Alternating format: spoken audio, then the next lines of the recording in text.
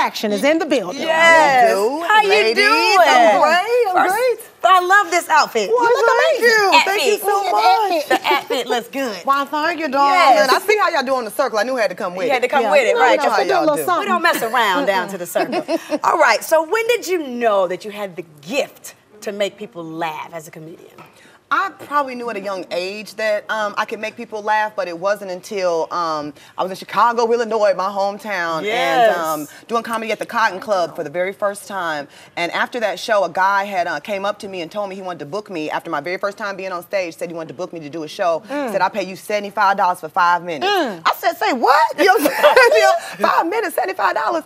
And I went home, woke up the next morning, and I called my sister. And I said, I know what I want to be in life. And she was like, what you want to be, girl? I said, I want to be a comedian. Wow. And without hesitation, she started screaming. And I can't say fully what she said, but she's like, we finna be rich, B. We finna be rich, B.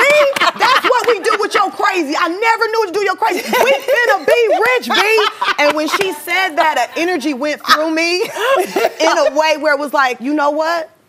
I'm a comedian. You know what I mean? It just really put on my heart. And sometimes as women, we have to let it out. You know you got something in your spirit you want to say to another sister. Sometimes she needs that to make that strong transition. I don't know if I would have been so firm in my decision had my sister not been so lit up. It was like, how dare I not be excited? She's this excited. So sometimes we have to really listen to our hearts and give of yourself. It took her only a few minutes to change my life. Wow. Man, that's true. That's true. Real. I go through the same thing with my sister. Yes. You already know. Yes. Now, shout out to Felicia. Hey, Celeste. Okay. Nobody get mad. Oh yeah, I forgot. I have 5 sisters as well, so I know how that goes. I definitely know how that goes. Okay, so you are a mother of 2. I am. But what I find so amazing about you is that you have a role reversal in how you all handle, raise your children. The children are with the father, correct? It was, we did agree with my son. My kids have 2 different daddies.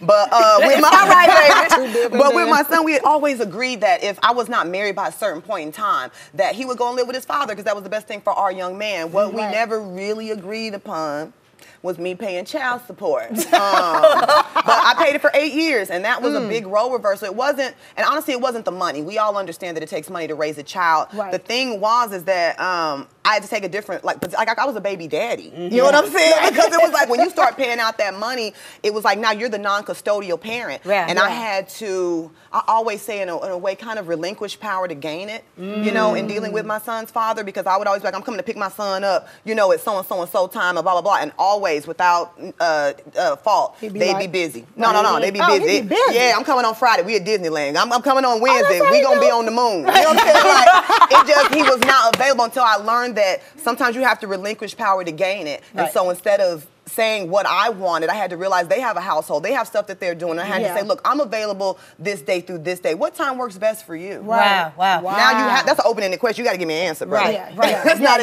you know what I mean? With that, do you now have more empathy for single dads? Oh, yeah. It was so hard being a baby daddy. You got to send stuff early, you know what I'm saying, or you are judged.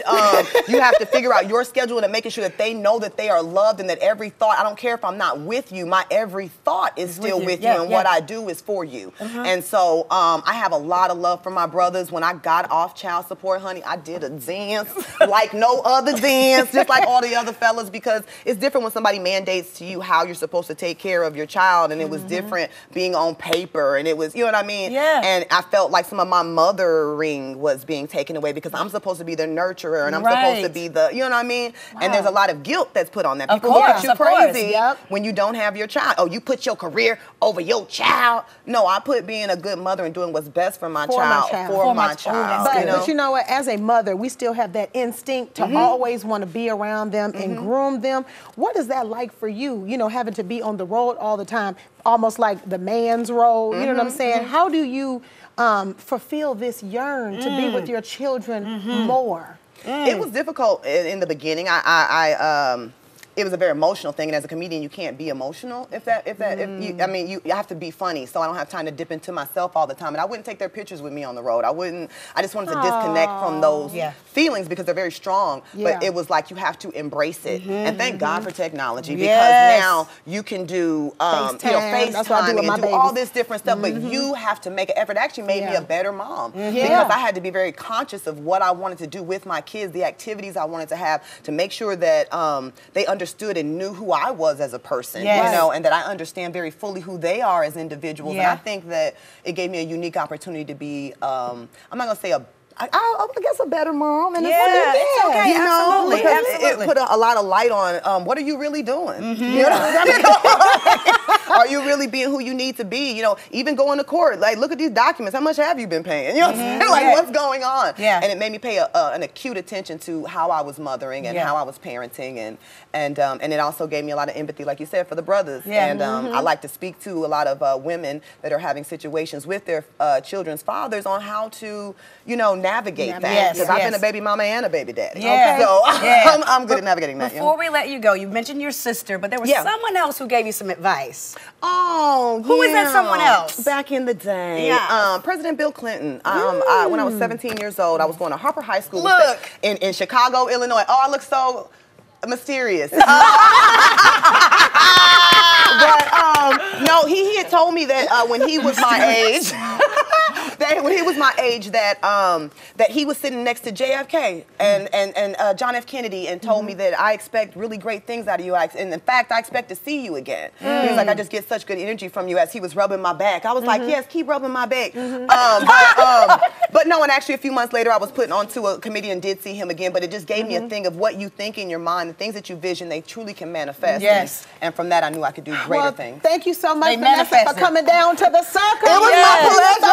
I want to see you again. And for more on Vanessa, you can visit Sister Circle TV on all social media platforms. Vanessa Fraction, everybody.